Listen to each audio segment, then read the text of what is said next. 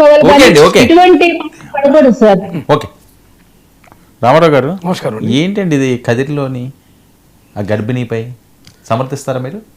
ఖచ్చితంగా అండి. ఇక్కడ కదిరి అంశము ఏదైతే ఉందో అదంతా కూడా ఎల్లో మీడియా ఫేక్ ప్రచారం ద్వారా ఈరోజు మనకి సోషల్ మీడియా వైరల్ చేసింది. ఎందుకంటే వైఎస్ జగన్మోహన్ రెడ్డి గారికి ప్రజల్లో వస్తున్నటువంటి ఆదరణ కానీ అట్లాగే ప్రభుత్వం పట్ల ఉన్నటువంటి వ్యతిరేకతను కానీ దానంతా కూడా డైవర్షన్ చేయాలని చెప్పేసి ఒక టీం ఇక్కడ ఈ రాష్ట్రంలో ఐటీడీపీ నేతృత్వంలో పనిచేస్తున్నటువంటి మాట వాస్తవం. అందులో భాగంగా ఎల్లో మీడియా వెన్నుదన్నుతోటి చేస్తున్నటువంటి విషయ ప్రచారం ఏదైతే అజయ్ దేవరా అనేటువంటి వ్యక్తి వాళ్ళ యొక్క వదిన వరుస అయినటువంటి సంధ్యారా అని ఆ కుటుంబాల మధ్య ఎప్పటి నుంచో గొడవలు ఉన్నాయి, తగాదాలు ఉన్నాయి. ఈ అంశము వాళ్ళ యొక్క సొంత సిస్టర్ ఎవరైతే అజయ్ సిస్టర్ రజిత అనేటటువంటి ఆవిడ కూడా స్పష్టం చేసింది. అట్లాగే ఆ గ్రామం ఎంపీటీసీగా ఉన్నటువంటి అమర్ కూడా యొక్క మన 99 టీవీ మన నాయుడుతో కూడా మాట్లాడారు. దాంట్లో కూడా వచ్చిందనమాట.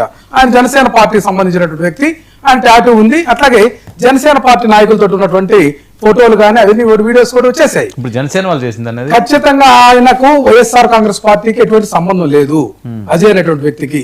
ఇదంతా కూడా ఫేక్ ప్రచారం. ఎందుకంటే ఆ రోజు ప్రపంచవ్యాప్తంగా జగన్మోహన్ రెడ్డి గారి యొక్క జన్మదిన వేడుకలు దేశాల్లో జరుగుతున్నాయి, రాష్ట్రాల్లో జరుగుతున్నాయి. మీడియా అంతా కూడా ఆ వైపు ఫోకస్ పెట్టి జగన్ గారి యొక్క అంశాలు మీడియాలో వస్తున్నటువంటి దాన్ని ఎప్పుడు కూడా ఇంతే కదండి. జగన్ గారు చేసేటటువంటి సభలు కానీ మంచి విషయాలు కానీ కార్యక్రమాల పట్ల ఈ యొక్క మీడియా డైవర్షన్ పాలిటిక్స్ లో భాగంగా చేస్తున్నటువంటి ప్రక్రియ ఇది. దీనికి వెనక ఐటీడీపీ లోకేష్ ఖచ్చితంగా ఆయన యొక్క దర్శకత్వం ఉంది, ఆయన యొక్క డైరెక్షన్ ఉందనేది మనకు కనిపిస్తా ఉందని. ఖచ్చితంగా ఇక్కడ ఆ సంధ్యారాయణ అనేటువంటి ఆవిడకి అజయ్ దేవరా అనేటువంటి వాళ్ళు ఒక బంధువులు, ఒక కుటుంబం, అట్లాగే ఒక దాంట్లో ఉన్నటువంటి వ్యక్తులు వాళ్ళకి పాత కక్షలు ఉన్నాయి. ఈ నేపథ్యంలో ఉన్నటువంటి ఇష్యూని ఇటు వైఎస్ఆర్ కాంగ్రెస్ పార్టీకి అంటగట్టడం అనేది మంచి పద్ధతి కాదనేది ఈ సందర్భంగా నేను చెప్తున్నాను. అట్లాగే ఆ గ్రామంలో 30 మంది పోలీసులను ఒక డిఎస్పీని పెట్టి అక్కడ అతన్ని నడిపించి అతను వైఎస్ఆర్సీపీ కార్యకర్త అన్నట్లుగా ఆ యొక్క షో పుటప్ చేసి మీడియాకి తప్పుడు ప్రచారం, ఫేక్ ప్రచారం చేయడం అనేది దుర్మార్గమైనటువంటి విషయం. ఇది రాజకీయ పార్టీలకే తగదు. ఇది రెడ్ బుక్ రాజ్యాంగంలో భాగంగా ఆ యొక్క డైరెక్షన్ లో భాగంగా జరుగుతున్నటువంటి అంశం తప్ప ఇది వైఎస్ఆర్ కాంగ్రెస్ పార్టీకి ఏమాత్రం సంబంధం లేదని చెప్పి ఈ సందర్భంగా మేము చెప్తా ఉన్నాం. ఏంటి ఇప్పటివేంటి అప్పుడు మీరు అడుగడుగున అడ్డుకున్నారట. ఆ రోజు ఆయన వదిలేస్తే ఏ గొడవ లేకపోయినా అక్కడి నుంచే మీ పతనం స్టార్ట్ అయిందని ఇప్పుడు ఆయన షర్ట్ మడతెట్టి కాళ్ళు ఎగరేసుకుని వెళ్ళాడండి. ఇప్పుడు పవన్ కళ్యాణ్ గారి అంశం మనం సీరియస్ గా తీసుకోవాల్సిన అవసరం లేదండి. ఎందుకంటే ఆయన దేనికి బాధ్యత వహించడు. ఎందుకంటే సుగాలి ప్రీతి కేసు నా మొట్టమొదటి ప్రాధాన్యతని ఆ కుటుంబాన్ని మరలా పరామర్శించదండి. ఇక్కడ ఇప్పటం అనేటువంటిది అభివృద్ధి చెందుతా ఉన్నటువంటి ఒక ప్రాంతము, రాజధానికి దగ్గరలో ఉంది. గతంలో ఆ యొక్క ఆలోచన ప్రకారంగా మా ప్రభుత్వంలో కొన్ని కాంపౌండ్ వాల్స్ ఏదైతే రోడ్డు వైడన్ కోసం చిన్న ఆ యొక్క అలాట్మెంట్ చేసి వాళ్ళకి నష్టపరిహారం కూడా చెల్లించినటువంటి పరిస్థితి ఉంటే వాళ్ళు పరామర్శించేది ఏంటండి. ఈరోజు బాహాటంగా చేస్తా ఉన్నారు. ఈ యొక్క జోజీనగర్ విజయవాడలో ఆ యొక్క 42 ఇళ్లను కూల్చివేసింది ప్రభుత్వం. మరి అక్కడ ఎందుకు పరామర్శించలేదు? ఈ యొక్క ప్యాకేజీ కోసం ఏదైతే 3 months ఒకసారి ప్యాకేజ్ తీసుకునేటువంటి అంశం అందరికి తెలిసిందే.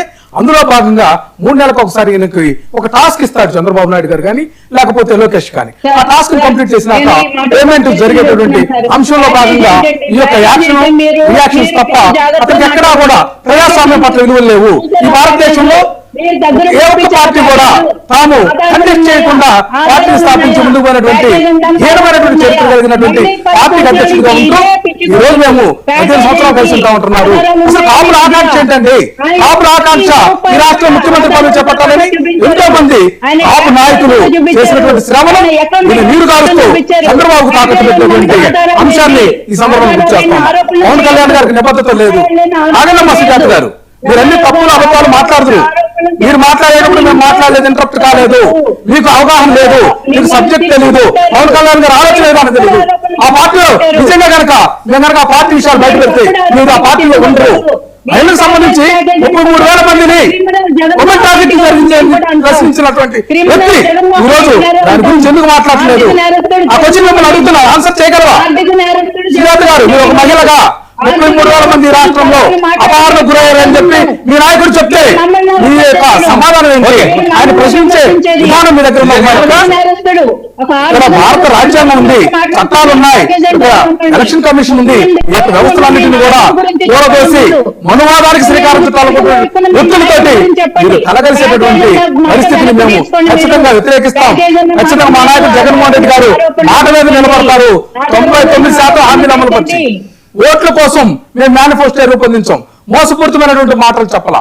పనికిమాలిన ప్రజలకు మీరు జవాబుదారీ వచ్చాం కాబట్టి ఈ రోజు మేము ప్రజాక్షేత్రంలో మళ్ళా నిలబడి ఉన్నామని చెప్పి చెప్తాము.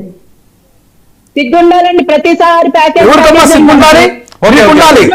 ప్యాకేజ్ తీసుకుంటూ పార్టీని నడపడం, ఎన్నికల్లో పోటీ చేయకుండా పార్టీని నడపడం, కూటమితో కొనసాగి ఎందుకు మీరు భారతీయ జనతా పార్టీలోనూ లేకపోతే తెలుగుదేశం పార్టీలోనూ మీ పార్టీని విలువలతో కూడినటువంటి విధానంలో రద్దు చేస్తే మీకు సిగ్గుంటే ఆ పని చేయండి. సిగ్గు లేనటువంటి విధానం నడుపుతున్నటువంటి మీ పార్టీ నాయకులు సిగ్గుండాలని మాట్లాడితే సహించేది లేదు, ఒప్పుకునేది లేదండి.